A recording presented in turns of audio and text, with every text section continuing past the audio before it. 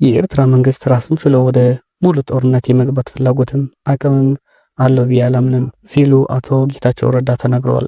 የትግራይ ክልል ጊዜያዊ አስተዳደር ርዕሰ መስተዳደር አቶ ጌታቸው ረዳ በእኔ እምነት በአሁኑ ሰዓት የኤርትራ መንግስት ሰራዊት ወደ ሙሉ ጦርነት ራሱን ችሎ የመግባት አቅምም ፍላጎትም አለው ብዬ አላምንም ብለዋል። አቶ ጌታቸውን ይህን ያሉት በትላንትናው ዕለት ምሽት ላይ ከርዕዮት ሚዲያ ጋር ባደረጉት ቃለ ምልልስ ነው።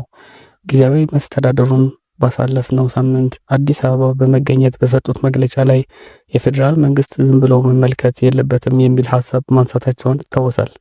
ለዚህም በሰጡት ማብራሪያ በአሁኑ ሰዓት ትግራይ ውስጥ በፖለቲካ ኃይሎች መካከል የተፈጠረውን ልዩነት በሚመለከት እንዲዳኝ ሳይሆን በውስጥ ያለውን ችግር ከማባባስ ረገድ ተጋብዘውም ሳይጋበዙ የሚመጡ የውጭ ወገኖችን አደብ ከማስገዛት አንጻር መሆኑን አንስተዋል።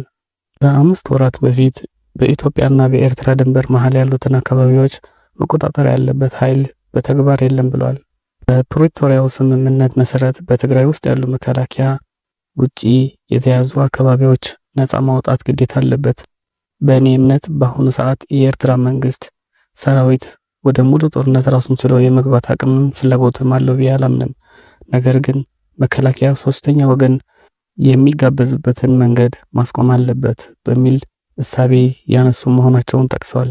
አቶ ጌታቸው ባለፉት 7 ወራት ውስጥ ለጸጥታ ኃይሎች 8 ቢሊዮን ብር ደሞዝ መክፈላቸውን ተናግረዋል። የፌዴራል መንግስት በተያዘው በጀት ዓመት ለትግራይ ክልል ዓመታዊ በጀት የመደበው 13 ቢሊዮን ብር መሆኑን ይታወሳል።